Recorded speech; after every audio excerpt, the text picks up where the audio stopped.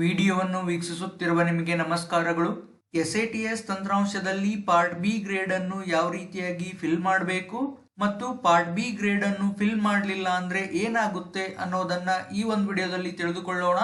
ಅದಕ್ಕಿಂತ ಮುಂಚೆ ನೀವು ನನ್ನ ಒಂದು ಯೂಟ್ಯೂಬ್ ಚಾನೆಲ್ಗೆ ಸಬ್ಸ್ಕ್ರೈಬ್ ಮಾಡ್ಕೊಂಡಿಲ್ಲವೆಂದರೆ ಕೆಳಗಡೆ ಇರುವ ಸಬ್ಸ್ಕ್ರೈಬ್ ಬಟನ್ ಮೇಲೆ ಟ್ಯಾಪ್ ಮಾಡುವುದರ ಮೂಲಕ ಪಕ್ಕದಲ್ಲಿರುವ ಬೆಲ್ ಐಕನ್ ಮೇಲೆ ಪ್ರೆಸ್ ಮಾಡಿ ಆಲ್ ಅಂತ ಸೆಲೆಕ್ಟ್ ಮಾಡಿ.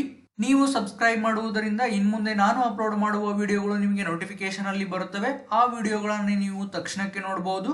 ಈ ಒಂದು ವಿಡಿಯೋ ನಿಮಗೆ ಉಪಯೋಗವಾಗಿದ್ದಲ್ಲಿ ದಯವಿಟ್ಟು ಕೆಳಗಡೆ ಇರುವ ಲೈಕ್ ಬಟನ್ ಮೇಲೆ ಟ್ಯಾಪ್ ಮಾಡಿ ಮತ್ತು ನಿಮ್ಮ ಸ್ನೇಹಿತರೊಂದಿಗೂ ಶೇರ್ ಮಾಡ್ಕೊಳ್ಳಿ.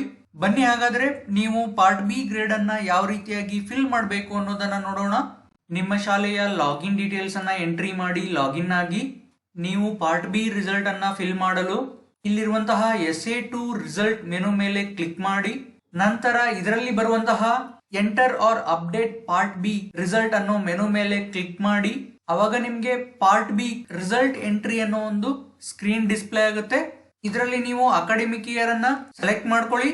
ಅದೇ ರೀತಿ ನೀವು ಯಾವ ಒಂದು ತರಗತಿಯ ಪಾರ್ಟ್ ಬಿ ರಿಸಲ್ಟ್ ಅನ್ನ ಎಂಟ್ರಿ ಮಾಡ್ತಿದ್ದೀರಿ ಆ ಒಂದು ತರಗತಿಯನ್ನ ಸೆಲೆಕ್ಟ್ ಮಾಡ್ಕೊಳ್ಳಿ. ಮೀಡಿಯಂ ಅನ್ನ ಸೆಲೆಕ್ಟ್ ಮಾಡ್ಕೊಳ್ಳಿ. ಅದೇ ರೀತಿ ಸೆಮಿಸ್ಟರ್ ಬೈ ಡಿಫಾಲ್ಟ್ ಆಗಿ SA2 ಅಂತ ಡಿಸ್ಪ್ಲೇ ಆಗಿರುತ್ತೆ.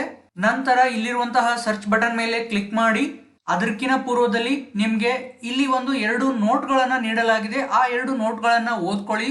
ಒಂದು, ನೀವೇನ್ SA2 ಪಾರ್ಟ್ ಬಿ ರಿಸಲ್ಟ್ ಅನ್ನ ಫಿಲ್ ಮಾಡ್ತಾ ಇದ್ದೀರಿ ಅದೇ ಗ್ರೇಡ್ ನಿಮ್ಗೆ SA1 ಪಾರ್ಟ್ ಬಿ ನಲ್ಲಿ ತೋರಿಸುತ್ತೆ. ಸಪೋಸ್ ನೀವೇನಾದ್ರೂ SA2 ಪಾರ್ಟ್ ಬಿ ರಿಸಲ್ಟ್ ಅನ್ನ ಫಿಲ್ ಮಾಡ್ಲಿಲ್ಲ ಅಂತಂದ್ರೆ ಆಟೋಮೆಟಿಕ್ ಆಗಿ ಅದು ಸಿ ಗ್ರೇಡ್ ಅನ್ನ ತೆಗೆದುಕೊಂಡಿರುತ್ತೆ ಅನ್ನೋದನ್ನ ಈ 2 ನೋಟ್ಗಳಲ್ಲಿ ಈ ಒಂದು ಇನ್ಫಾರ್ಮೇಶನ್ ಅನ್ನ ನೀಡಲಾಗಿದೆ. ನೀವೇನಾದ್ರೂ ಸರ್ಚ್ ಬಟನ್ ಮೇಲೆ ಕ್ಲಿಕ್ ಮಾಡಿದಾಗ ನೀವು ಸೆಲೆಕ್ಟ್ ಮಾಡಿ ಸರ್ಚ್ ಮಾಡಿದಂತಹ ತರಗತಿಗೆ ಅನುಗುಣವಾಗಿ ಮಕ್ಕಳ ಪಟ್ಟಿಯ ಒಂದು ಟೇಬಲ್ ಡಿಸ್ಪ್ಲೇ ಆಗುತ್ತೆ. ಈ ಒಂದು ಟೇಬಲ್ ನಲ್ಲಿ ನಿಮ್ಗೆ ಪಾರ್ಟ್ ಬಿ ರಿಸಲ್ಟ್ ಅನ್ನ ಫಿಲ್ ಮಾಡ್ಲಿಕ್ಕೆ ಬರುತ್ತೆ. ಈ ಒಂದು ಟೇಬಲ್ ನಲ್ಲಿ ಬೈ ಡಿಫಾಲ್ಟ್ ಆಗಿ ಪ್ರತಿ ಮಗುವಿನ ಮುಂದೆ ಸಿ ಗ್ರೇಡ್ ಇರುತ್ತೆ. ಸೊ ಅದನ್ನ ನೀವು ಆ ಒಂದು ವಿಷಯದ ಕಾಲಮ್ ನಲ್ಲಿರುವಂತಹ ಗ್ರೇಡ್ ಮೇಲೆ ಕ್ಲಿಕ್ ಮಾಡುವುದರ ಮೂಲಕ ಸೆಲೆಕ್ಟ್ ಮಾಡ್ಕೊಳ್ಳಿ. ನಂತರ ಈ ಒಂದು ಟೇಬಲ್ ನ ಕೆಳಗಡೆ ಇರುವಂತಹ ಸಬ್ಮಿಟ್ ಬಟನ್ ಮೇಲೆ ಕ್ಲಿಕ್ ಮಾಡಿ ನಿಮ್ಗೆ do you want to submit ಅನ್ನೋ ಒಂದು ಪಾಪ್ಅಪ್ ಮೆಸೇಜ್ ಡಿಸ್ಪ್ಲೇ ಆಗುತ್ತೆ.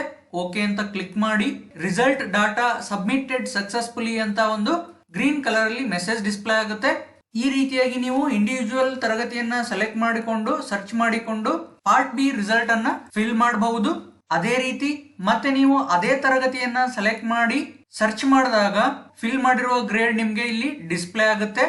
ಅದರಲ್ಲಿ ಏನಾದ್ರೂ ಚೇಂಜಸ್ ಗಳಾಗಿದ್ದರೆ ಅದನ್ನ ಚೇಂಜಸ್ ಅನ್ನ ಮಾಡಿ ನೀವು ಈ ಒಂದು ಟೇಬಲ್ ನ ಕೆಳಗಡೆ ಇರುವಂತಹ ಸಬ್ಮಿಟ್ ಬಟನ್ ಮೇಲೆ ಕ್ಲಿಕ್ ಮಾಡಿದಾಗ ಮತ್ತೆ ನಿಮ್ಗೆ do you want to submit ಅನ್ನೋ ಪಾಪ್ಅಪ್ ಮೆಸೇಜ್ ಡಿಸ್ಪ್ಲೇ ಆಗುತ್ತೆ. ಅವಾಗ ಓಕೆ ಅಂತ ಕ್ಲಿಕ್ ಮಾಡಿ ಮತ್ತೆ ನಿಮ್ಗೆ ಈ ರೀತಿಯಾದ ಒಂದು ಸಕ್ಸಸ್ಫುಲ್ ಮೆಸೇಜ್ ಡಿಸ್ಪ್ಲೇ ಆಗುತ್ತೆ. ಈ ರೀತಿಯಾಗಿ ನೀವು ಪಾರ್ಟ್ ಬಿ ರಿಸಲ್ಟ್ ಅನ್ನ ಎಂಟ್ರಿ ಮಾಡಬಹುದು, ಹಾಗೆ ಅಪ್ಡೇಟ್ ಕೂಡ ಮಾಡ್ಕೊಳ್ಬಹುದು. ಇದಿಷ್ಟು ಈ ಒಂದು ವಿಡಿಯೋದಲ್ಲಿ ನೀವು ಯಾವ ರೀತಿಯಾಗಿ ಪಾರ್ಟ್ ಬಿ ರಿಸಲ್ಟ್ ಅನ್ನ ಫಿಲ್ ಮಾಡಬೇಕು ಮತ್ತು ಪಾರ್ಟ್ ಬಿ ರಿಸಲ್ಟ್ ಅನ್ನ ಫಿಲ್ ಮಾಡದೇ ಇದ್ರೆ ಏನಾಗುತ್ತೆ ಅನ್ನೋದನ್ನ ತಿಳಿದುಕೊಂಡ್ವಿ.